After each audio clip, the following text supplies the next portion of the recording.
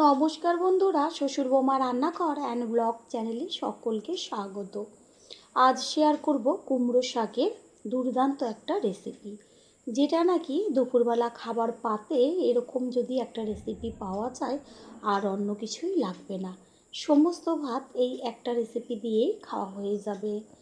তাহলে কি করে তৈরি করব সেটাই দেখে নেওয়া যাক। এইখানে কুমড়ো শাক নিয়েছি একদম কচি কচি, আর শাকগুলো পাতা আর ডগা সমস্ত কিছু একসাথে কেটে নিয়েছি। এবার এগুলোকে জল দিয়ে ধুয়ে নিয়ে ফিরে আসছি। কুমড়ো শাকটাকে ভালো করে 4-5 বার ধুয়ে আবারও জল দিয়ে 10 মিনিট ভিজিয়ে রেখেছি।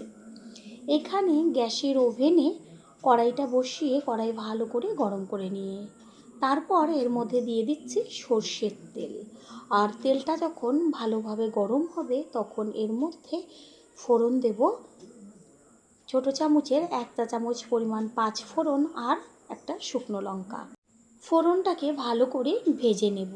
আর যখন ফোড়নের থেকে সুন্দর একটা গন্ধ বেরোবে তখন এর মধ্যে দিয়ে দেব বড়ি। আপনারা ফোড়ন দেওয়ার আগেও বড়িটাকে ভেজে নিতে পারেন, তবে আমি ফোড়নটা দেওয়ার পরেই বড়িটাকে দেব, কারণ বড়িটার মধ্যে থেকেও সুন্দর একটা ফোড়নের গন্ধ আসবে। আর এইখানে আমি এটা মুসুরির ডালের বড়ি ব্যবহার করেছি, আর কত সুন্দর ছোট ছোট, এত টেস্টি লাগে খেতে এটা। বড়িগুলো একদম লাল লাল হয়ে গেছে ভাজাতে, এবার তেল ছেঁকে তুলে নেব। বড়িগুলোকে তুলে নিয়েছি আর ওই তেলের মধ্যে গ্যাসের ফ্লেম লোতে রেখে দিয়ে দিয়েছি 1/2 চা চামচ হলুদ গুঁড়ো। এবার এর মধ্যে দিয়ে দেব ডুমো ডুমো করে কেটে নেওয়া আলু। এই যে আমি হলুদটা ব্যবহার করলাম তেলের মধ্যে, এতে কি হলো, আলুটা দেওয়ার সাথে সাথে চারদিকে তেলটা ছিটলো না, না হলে চারদিকে তেলটা ছিটে যেত। আলু 2-3 মিনিট মতন ভেজে নেওয়ার পরেই এর মধ্যে দিয়ে দেব ছোট ছোট করে কেটে নেওয়া পটল। পটল আর আলু এবার একসাথে ভেজে নেব। কুমড়ো শাক তো অনেকভাবেই তৈরি করে খেয়েছেন, একবারের জন্য হলো এইভাবে রান্না করে খেয়ে তারপরে সে কমেন্ট করে জানিয়ে যাবেন যে কতটা টেস্টি হয়েছিল। গ্যারান্টি দিয়ে বলতে পারি, একবার এইভাবে রান্না করে খেলে আর অন্য কোনোভাবে কুমড়ো শাক তৈরি করে খাবেন না। আলু পটলটা বেশ ভালো করে ভাজার পরে এর মধ্যে দিয়ে দিচ্ছি ঝিঙে আর বেগুন, কারণ ঝিঙে আর বেগুন ভাজতে বেশি সময় লাগে না। দিয়ে দিচ্ছি কালারের জন্য হলুদ গুঁড়ো, আর দেব স্বাদের জন্য পরিমাণ মতন লবণ। হলুদ লবণ এবার সব কিছুর সাথে ভালো করে মিশিয়ে নিয়ে সব কিছু একসাথে ভাজা হবে। এইখানে আমি নিয়েছি মুগের ডাল, আর মুগের ডালের পরিমাণটা বেশি ব্যবহার করিনি, আবার একদম কমও না। ছোট যে কাচের বাটিগুলো হয় তার হাফ বাটি পরিমাণ মুগের ডাল নিয়েছি। খুব সুন্দরভাবে এগুলো ভাজা হয়ে গেছে। দেব ঝালের জন্য চিড়ে নেওয়া কাঁচা লঙ্কা, আর দেব 1 চা চামচ পরিমাণ আদার পেস্ট। আদা আর কাঁচা লঙ্কাটা সবজির সাথে ভালো করে মিশিয়ে নিয়ে তারপর গ্যাসের ফ্লেম তো লোতেই আছে, না হলে পুড়ে যাবে। আদার খুব সুন্দর একটা ভাজা গন্ধ বেরোচ্ছে। ঠিক এই সময় এর মধ্যে দেব ওই যে মুগের ডালটা আমি রেখেছিলাম, সেটা 4 থেকে 5 বার ভালো করে জল দিয়ে ধুয়ে নিয়ে জলটাকে ঝরিয়ে তারপরে ডালটা এর মধ্যে দিয়ে দেব। ডালটা আমি কোনো রকম ভাজাভাজি করিনি, কাঁচা ডালই জল দিয়ে ধুয়ে ব্যবহার করেছি। সবজির সাথে এবার মুগ ডালটাকে ভাজা হবে 2 থেকে 3 মিনিট মতন। বেশ গ্যাসের ফ্লেম লোতে রেখে ডালটাকে সবজির সাথে ভেজে নিয়ে তারপরে এর মধ্যে দিয়ে দেব কুমড়ো শাকগুলো। শাক প্রথমে দেখলে মনে হয় কতখানি, কিন্তু যখন কড়াইতে দিয়ে বেশ একটুখানি পরে মজে আসে তখন অল্প হয়ে যায়। আমি অর্ধেকটা শাক দিয়েছি, তারপরে একটু নেড়ে চেড়ে নিয়ে আর যে অর্ধেকটা শাক রয়েছে সেটা আমি এর মধ্যে দিয়ে দেব। অর্ধেকটা শাক দেওয়ার পরে ভালোভাবে সবজির সাথে শাকটাকে মিশিয়ে নিয়ে তারপরে আরও অর্ধেক শাকটা রয়েছে সেটাকে দিয়ে দিলাম। এবার গ্যাসের ফ্লেম একটু হাই করে দেব। পুরনো বন্ধুদের সবসময় আমাদের পাশে এইভাবে ভালোবেসে থেকে এগিয়ে নিয়ে যাবার জন্য অনেক অনেক ভালোবাসা। কুমড়ো শাকটা যেহেতু একদমই কচি, সেই কারণে হতে বেশি সময় লাগবে না, আর সবজিগুলো তো ভাজাতেই অর্ধেকের বেশি সিদ্ধ হয়ে গেছে। ঠিক এইভাবে গ্যাসের ফ্লেম হাই করে প্রথমে শাকটা দেওয়ার পরে সমস্ত জলটাকে টানিয়ে নিতে হবে। কতটুকু শাক হয়ে গেল দেখাই যাচ্ছে। শাকের মধ্যে থাকা সমস্ত জল টেনে গেছে। এবার এর মধ্যে দিয়ে দিচ্ছি উষ্ণ গরম জল, একদম অল্প পরিমাণ। এই যে ডালটা দেওয়া হলো, এটা কিন্তু গলে যাবে না, গোটা গোটা থাকবে, আর খেতে এত ভালো লাগবে, এর স্বাদ কখনোই ভুলতে পারবেন না। একটু ঢাকনা চাপা দিয়ে দেব। 5 মিনিট বাদে ঢাকনাটা সরিয়ে দিয়ে গ্যাসের ফ্লেম হাই করে তারপর খুন্তি দিয়ে একটু ভালো করে ওপর নিচ করে নেড়েচেড়ে দিয়ে তারপরে এর মধ্যে দিয়ে দেব ভেজে রাখা বড়ি। বড়িটা দিয়ে মিশিয়ে নেব। প্রথমবার যারা আমাদের চ্যানেল ভিজিট করছেন তাদের আন্তরিক শুভেচ্ছা ও অনেক ভালোবাসা। আমাদের রেসিপিগুলো যদি ভালো লেগে থাকে সাবস্ক্রাইব করে দেওয়ার অনুরোধ রইল ও পাশে থাকা বেল আইকনে ক্লিক করলে পরবর্তী ভিডিওগুলো সবার আগে আপনাদের কাছে পৌঁছে যাবে। সমস্ত কিছুর ব্যালেন্সটা ঠিক রাখার জন্য এর মধ্যে দিয়ে দিচ্ছি বড় চামচের হাফ চা চামচ পরিমাণ চিনি। অবশ্যই চিনিটা ব্যবহার করবেন। চিনিটাকে ভালো করে মিশিয়ে নিয়ে শাকটা একটু খুন্তি দিয়ে বেশ ভেঙে চুরে দেব।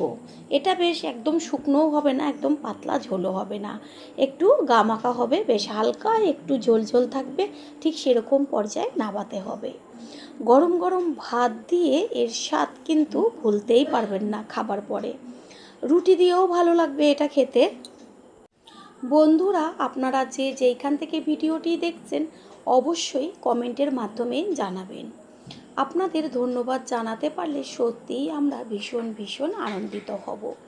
কুমড়ো শাকটা একদম তৈরি হয়ে গেছে, আর ডালগুলো ভেতরটা নরম হয়ে গেছে, ওপরটা পুরো গোটা রয়েছে।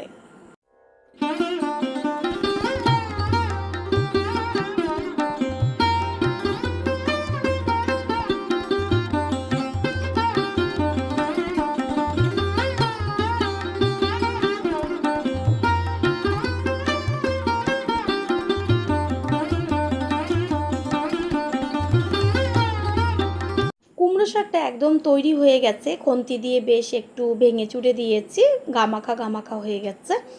আর টেস্টটা আরও টেস্টি হবার জন্য এইখানে দিয়ে দেওয়া হলো 2 চা চামচ পরিমাণ কাঁচা সর্ষের তেল। অবশ্যই কাঁচা সর্ষের তেলটা দেবেন, যেহেতু মুগ ডাল দেওয়া রয়েছে। ভাবতে পারছেন কতটা টেস্টি হবে। গ্যাস অফ করে দিয়েছি আর তেলটাকে মিশিয়ে নিয়ে একটুখানি ঢাকনা চাপা দিয়ে দেব। 5 মিনিট বাদে ফিরে এসে দেখিয়ে দিচ্ছি, আবার একটু খুন্তি দিয়ে মিশিয়ে নিচ্ছে, তারপর একটা পাত্রে তুলে নেব।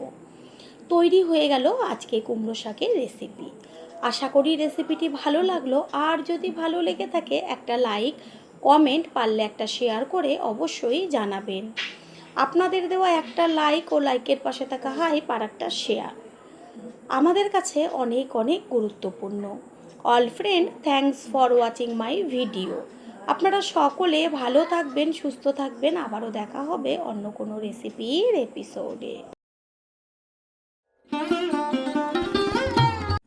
নমস্কার বন্ধুরা, শ্বশুর বৌমা রান্নাঘর অ্যান্ড ব্লগ চ্যানেলে সকলকে স্বাগত। আজ শেয়ার করব কাঁকরোলের দুর্দান্ত স্বাদের একটা রেসিপি। যারা কাঁকরোল একদমই পছন্দ করেন না তাদের যদি এইভাবে তৈরি করে দেওয়া হয় কেউ কিন্তু মুখ ফিরিয়ে রাখবে না, আর যারা পছন্দ করেন তাদের তো কোনো কথাই নেই। তাহলে কি করে তৈরি করব সেটাই দেখে নেওয়া যাক। সবার প্রথমে এইখানে আমি কাঁকরোল নিয়েছি। কাঁকরোলগুলোকে জল দিয়ে প্রথমে ধুয়ে রেখেছি। এবার কাঁকরোলটাকে কিভাবে কাটবো সেটাই শেয়ার করব। প্রথমে কাঁকরোলের গায়ের থেকে ছুরির সাহায্যে যে কাটা কাটা যে অংশটা থাকে সেটাকে চেঁচে বাদ দিয়ে দেব, আর কোনো রকম খোসা ছাড়াবো না।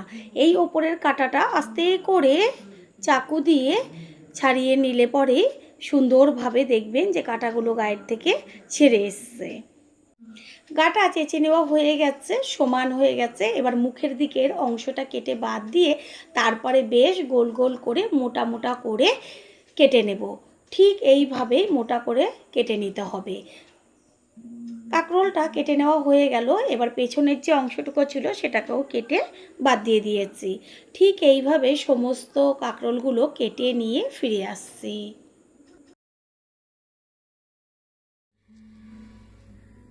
কাঁকরোলগুলো কেটে নিয়ে তারপর আবারও ভালো করে জল দিয়ে ধুয়ে জলটাকে ছেঁকে রেখেছি। এবার এর মধ্যে কিছু উপকরণ মেশাবো, যেমন দিয়ে দিচ্ছি 1 চা চামচ পরিমাণ ছোট চামচের জিরের গুঁড়ো, দেব ছোট চামচের 1 চা চামচ পরিমাণ ধনের গুঁড়ো। জিরের গুঁড়ো আর ধনের গুঁড়ো কাঁকরোলের পরিমাণ অনুযায়ী মেশাতে হবে। তারপর দিয়ে দিচ্ছি কালারের জন্য হলুদ গুঁড়ো, এখানে 1/2 চা চামচ হলুদ গুঁড়ো ব্যবহার করেছি। এবার এর মধ্যে দিয়ে দেব 1/2 চা চামচের থেকেও কম পরিমাণ লঙ্কার গুঁড়ো। তারপরে এর মধ্যে দিয়ে দেব 2 চা চামচ পরিমাণ বেসন, অবশ্যই বেসনটা দেবেন। দেব 1 চা চামচ আদার পেস্ট। এরপর কাঁকরোলের মধ্যে যে মশলাগুলো আমি ব্যবহার করেছি সেটা হাত দিয়ে ভালো করে মেখে 15 থেকে 20 মিনিট মতন রেস্টে রেখে দেব। আর আমি যেইভাবে আজকে রেসিপিটা তৈরি করব, একবারের জন্য হলেও তৈরি করে খেয়ে তারপরে সে কমেন্ট করে জানিয়ে যাবেন। 15-20 মিনিট বাদে ফিরে এসে গ্যাসের ওভেনে কড়াই বসিয়ে কড়াইটা গরম করে নিয়ে তার মধ্যে দিয়ে দিয়েছি সর্ষের তেল। একদম অল্প পরিমাণ সর্ষের তেল আমি ব্যবহার করেছি। এবার তেলটা গরম হয়ে গেছে, কাঁকরোল যে মশলা দিয়ে মাখিয়ে রেখেছিলাম এবার একটা একটা করে একসাথে সবগুলোই গরম তেলের মধ্যে দিয়ে দেব। প্রথমে দেওয়ার সাথে সাথেই খুন্তি দিয়ে উল্টাবেন না, একটু যখন ভাজা হবে মানে বেসন আর মশলাটা কাঁকরোলের গায়ে বেশ লেগে আসবে, তারপরে খুন্তি দিয়ে আস্তে আস্তে নিচের পিঠটা উল্টে দেবেন।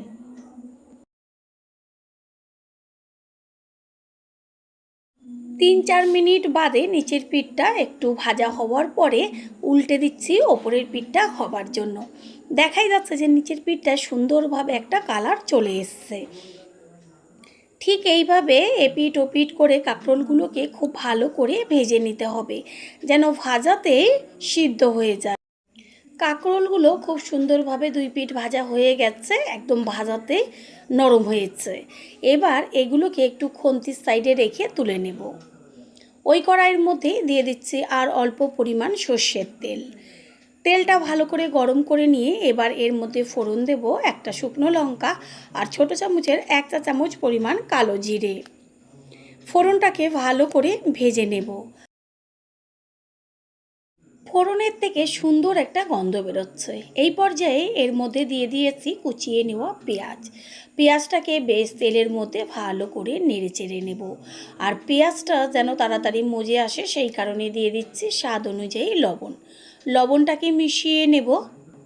যে কোনো সবজি বা যে কোনো রান্না যদি আমরা একটু ভিন্নভাবে রান্নার চেষ্টা করি তাহলে রান্নার যে একঘেয়েমি ভাবটা সেটাও চলে যায় আর একটা অন্যরকম টেস্ট আসে, খেতে কিন্তু লাগে দুর্দান্ত। পেঁয়াজটা ভাজা হয়েছে, এই পর্যায়ে এর মধ্যে দিয়ে দিচ্ছি 1 চা চামচ রসুনের পেস্ট, 1 চা চামচ আদার পেস্ট। এবার রসুন আর আদা ভালো করে পেঁয়াজের সাথে মিশিয়ে ভেজে নেব।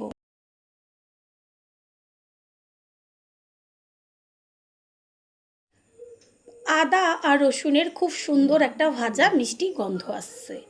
এই সময় এর মধ্যে দিয়ে দিচ্ছি কুচিয়ে নেওয়া টমেটো আর ঝালের জন্য চিড়ে নেওয়া কাঁচা লঙ্কা।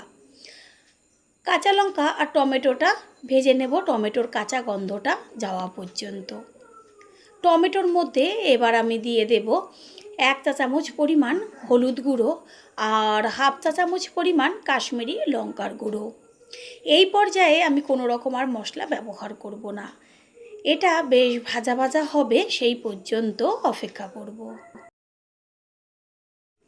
টমেটো খুব সুন্দরভাবে মজে গেছে, খুন্তি দিয়ে একটু টমেটোগুলোকে মেল্ট করে দিচ্ছি।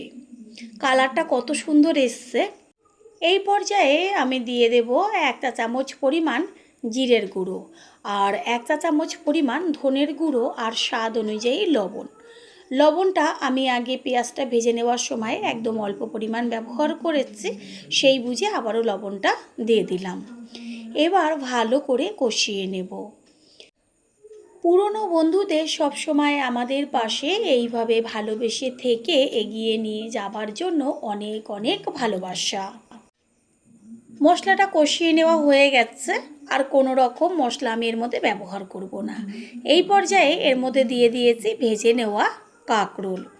এবার মশলার সাথে কাঁকরোলটাকে মিশিয়ে নিয়ে আরও 1.5 থেকে 2 মিনিট মতন কষিয়ে নেব। কষিয়ে নেওয়া হয়ে গেছে। এবার এর মধ্যে দিয়ে দেব উষ্ণ গরম জল। জলের পরিমাণটা বেশি প্রয়োজন নেই, বেশ একটু গা মাখা হবে, সেই পর্যায়ে এটা নাবাতে হবে। গ্যাসের ফ্লেম হাই করে দিয়ে জলটাকে ভালো করে ফুটিয়ে নেব। প্রথমবার যারা আমাদের চ্যানেল ভিজিট করছেন তাদের আন্তরিক শুভেচ্ছা ও অনেক ভালোবাসা। আমাদের রেসিপিগুলো যদি ভালো লেগে থাকে সাবস্ক্রাইব করে দেওয়ার অনুরোধ রইল ও পাশে থাকা বেল আইকনে ক্লিক করলে পরবর্তী ভিডিওগুলো সবার আগে আপনাদের কাছে পৌঁছে যাবে। কিছুক্ষণের জন্য একটা ঢাকনা চাপা দিয়ে দেব। হতে একদমই বেশি সময় লাগবে না, যেহেতু কাঁকরোল ভাজাতে সিদ্ধ হয়ে গেছে। একটু বাদে ফিরে এসে কড়াইয়ের ঢাকনাটাকে সরিয়ে দিয়ে তারপরে গ্যাসের ফ্লেমটাও হাই করে বেশ ভালো করে একটু খুন্তি দিয়ে নেড়েচেড়ে নেব। একটা চেক করে দেখিয়ে দিচ্ছি খুন্তি দিয়ে, সব কাঁকরোলগুলো সুন্দরভাবে নরম হয়েছে। সমস্ত কিছুর ব্যালেন্সটা ঠিক রাখার জন্য দিয়ে দিয়েছি 1/2 চা চামচের থেকেও কম পরিমাণ চিনি। চিনিটাকে মিশিয়ে নেব।